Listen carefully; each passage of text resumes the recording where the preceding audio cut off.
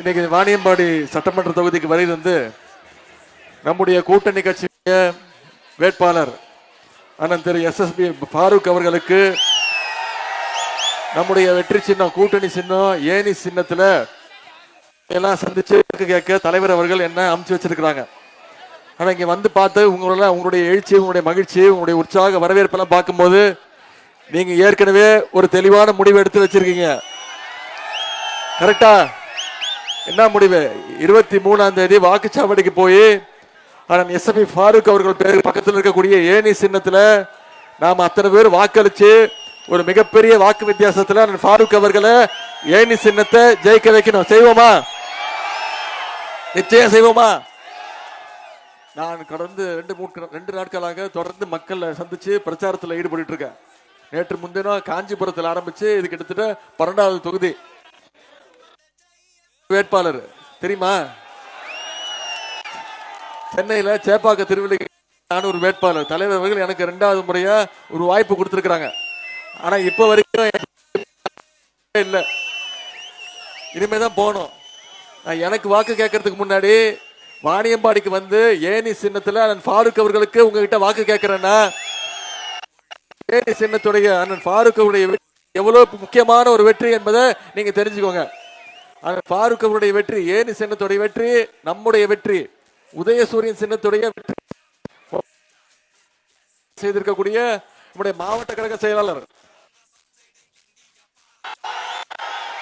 நாடாளுமன்ற உறுப்பினர் சகோதரர் அண்ணாதுரை அவர்களுக்கும், துணை செயலாளர் மணிவேல் அவர்களுக்கும், தலைமை செயற்குழு உறுப்பினர் அசோகன், பொதுக்குழு உறுப்பினர் விமலன், குணசேகரன், சட்டமன்ற தொகுதிக்குட்பட்ட ஒன்றிய நகர பேரூர் கழக செயலாளர் சாரதி குமார், கயாஸ் அகமது, தாமோதரன், திருப்பதி, கிருஷ்ணமூர்த்தி, ஸ்ரீதர், செல்வராஜ், மாவட்ட இளைஞரணி அமைப்பாளர் சகோதரர் வடிவே, அனைத்து சார்பு அணிகள்,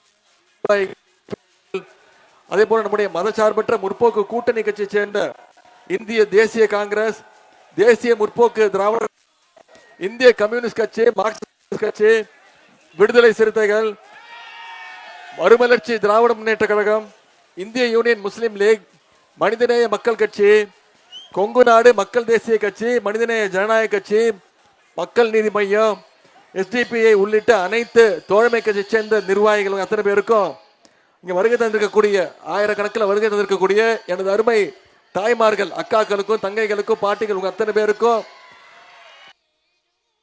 சேர்ந்த அனைத்து சகோதரர்களுக்கும், முத்தமிழர் கலைஞருடைய மேலான அன்பு உடன்பிறப்புகள் உங்க அத்தனை பேருக்கும் முதல்ல என்னுடைய நன்றியை நான் தெரிவிச்சுக்கிறேன்.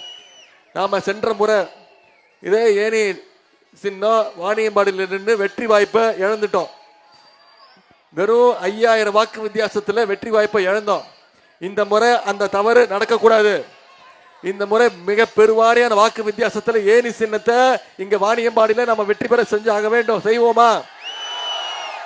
போன முறை வெற்றி வாய்ப்பை இழந்திருந்தாலும் இந்த வாணியம்பாடி தொகுதிக்கு நம்முடைய திராவிட மாடல் அரசு பல்வேறு திட்டங்களை, சாதனைகளை செஞ்சு கொடுத்திருக்கிறோம். இன்னைக்கு நான் மீண்டும் உங்களை சந்திச்சு, நீங்க மக்களை சந்திச்சு வாக்கு கேட்க போறீங்கன்னா இந்த தொகுதிக்கு பல்வேறு திட்டங்களை செஞ்சு கொடுத்திருக்கிறோம் அப்படிங்கிற அந்த உரிமையோட போய் கேளுங்க. வாணியம்பாடி அரசு மருத்துவமனை 24 கோடி ரூபாய் நம்முடைய முதலமைச்சர் ஒதுக்கீடு கொடுத்து இன்னைக்கு அது விரிவாக்கம் செய்யப்பட்டிருக்கு. 18 கோடி ரூபாய் மதிப்பீட்டில் ஆவாரங்குப்பம் பாலம் கட்டப்பட்டிருக்கு. 22 கோடி ரூபாய் மதிப்பீட்டில் அம்பலூர் பாலம் கட்டி கொடுத்திருக்கிறோம். ஆலங்காயம் முதல் ஜமுனாமுத்தூர் வரைக்கும் சாலை விரிவாக்கம் செய்யப்பட்டிருக்கு.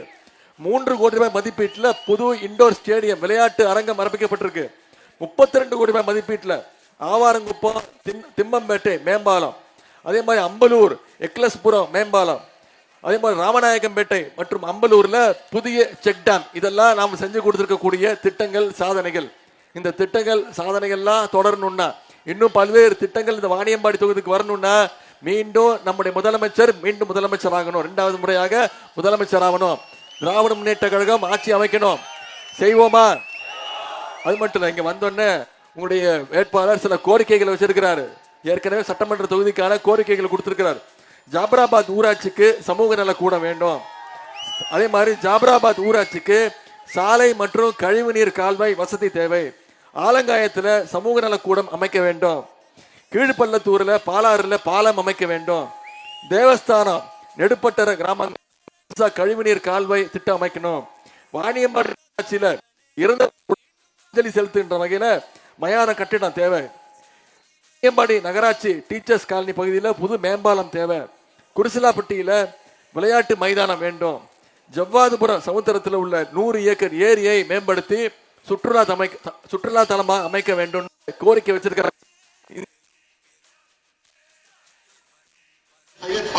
வெற்றி பெற வச்சு சட்டமன்றத்துக்கு அனுப்பிச்சீங்கன்னா நிச்சயம் உங்களது கோரிக்கைகள் அனைத்தையும் செஞ்சு கொடுப்பாருங்கிற வாக்குறுதியை நான் கொடுக்கிறேன். தொகுதி நான் சொல்ல தேவையில்லை. இதுக்கு இங்க அதிக சிறு பகுதி திராவிட முன்னேற்ற கழகம் என்னைக்குமே உங்களோட நிற்கிற ஒரு இயக்கம். உங்களுடைய சிறுபான்மை மக்களுக்கு காவல் அரணாக நிற்கக்கூடிய இயக்கம் திராவிட முன்னேற்ற கழகம். ஆனா அதிமுக இன்னைக்கு பாஜக மக்களுக்கு பல்வேறு வகையில துரோகங்களை செஞ்சுட்டு வராங்க. அரசு 2019 ஆண்டு உங்களுக்கு ஞாபகம் இருக்கும், ஒன்றிய அரசு சிஏஏ சட்டத்தை கொண்டு வந்தாங்க. அப்போ இருந்து அதிமுக அடிமைகள் அந்த சட்டத்தை ஆதரிச்சாங்க. நான் அடிக்கடி பெருமையா சொல்வதுண்டு, நான் பொது வாழ்க்கைக்கு வந்து முதல்ல ஒரு போராட்டப்பட்டு கைது செய்யப்பட்ட. எதுக்கு தெரியுமா? அந்த சிஏ என்ஆர்சி சட்டத்தை கிழிச்சு போட்டு அதற்காக கைது செய்யப்பட்டவன் தான் இந்த உதயநிதி. அந்த பொறுமையோடு அந்த உரிமையோடு உங்களை சந்திக்க நான் இருக்கிறேன். ஆனா இன்னைக்கும் அதிமுக பாஜகவுக்கு அடிமையாக இருந்து சிறுபான்மை மக்களுக்கு இன்னைக்கு தொடர்ந்து துரோகத்தை செஞ்சுட்டு வராங்க. ஆமா, சிறுபான்மை மக்களுக்கு தொடர்ந்து பல்வேறு திட்டங்கள் செஞ்சு கொடுத்திருக்கிறோம். தொழில் முதலீட்டு கழகம் சிறுபான்மையினருக்குன்னு தனி தொழில் முதலீட்டு கழகம் மூலம் 260 கோடி ரூபாய் அளவுல கடன் வழங்கப்பட்டிருக்கு. ஹஜ் யாத்திரைக்கு போகின்ற இஸ்லாமியர்களுக்கான மானியம் இன்னைக்கு 10 கோடி ரூபாயாக உயர்த்தப்பட்டிருக்கு. 3.5% உள் ஒதுக்கீடு கொடுத்தது டாக்டர் கலைஞர் அவர்கள் தான் சிறுபான்மை மக்களுக்கு. உலமாக்களுடைய ஓய்வூதியம் 3000 ரூபாய் இருந்தது, பல வருடம் அதை 5 கொடுத்தது நம்முடைய திராவிட மாடல் அரசு.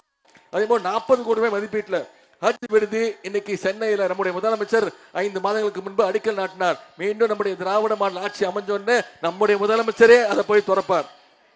உங்க அத்தனை பேருக்கும் நான் ஒரு வேண்டுகோள் வைக்கிறேன். வந்திருக்க திமுக நிர்வாகிகள் உங்க அத்தனை பேருக்கும் ஒரு முக்கியமான வேண்டுகோள். திமுக வேட்பாளருடைய வெற்றி எவ்வளவு முக்கியமோ அதே மாதிரி நம்முடைய கூட்டணி கட்சியுடைய வேட்பாளர் வெற்றி மிக மிக முக்கியமானது. அந்த வகையில இன்னைக்கு IUML கட்சியுடைய வெற்றி வேட்பாளர் அண்ணன் ஃபாரூக் அவர்களுக்கு ஏனி சின்னத்துல அடுத்த 23 நாட்கள், இன்னைக்கு தேதி 1ஆம் தேதி, 23ஆம் தேதி தேர்தல். அடுத்த 23ஆம் தேதியும் நம்ம தேர்தல் பிரச்சாரத்தில் ஈடுபட்டு உங்க பகுதியில் இருக்கக்கூடிய ஒவ்வொரு வாக்காளரையும் சந்திச்சு நீங்க வாக்கு கேட்டு மிக பெருவாரியான வாக்கு வித்தியாசத்தில் ஜெயிக்க வைக்கணும். நாம செஞ்சிருக்கக்கூடிய சாதனைகள் திட்டங்களை எல்லாம் மக்கள்கிட்ட தொடர்ந்து போய் ஞாபகப்படுத்துங்க, பேசுங்க. போன சட்டமன்ற தேர்தல் 2021 சட்டமன்ற தேர்தலில் கொடுத்த வாக்குறுதியை நிறைவேற்றிருக்கிறோம். அந்த தைரியத்தோட இன்னைக்கு வாக்காளர்களை சந்திக்கிறோம், மக்களை சந்திக்க போறோம். உதவிக்கு சில திட்டங்களை மட்டும் சொல்ல விரும்புறேன். வாக்குறுதி மகளிருக்கு விடியல் திட்டம், நம்முடைய முதலமைச்சர் போட்ட முதல் கையெழுத்து விடியல் பயண திட்டம். அந்த திட்டத்தின் மூலமா இன்னைக்கு மகளிர் ஒவ்வொருத்தரும் 900 ரூபாயில இருந்து 1000 ரூபாய் வரைக்கும் சேமிச்சிருக்கிறாங்க.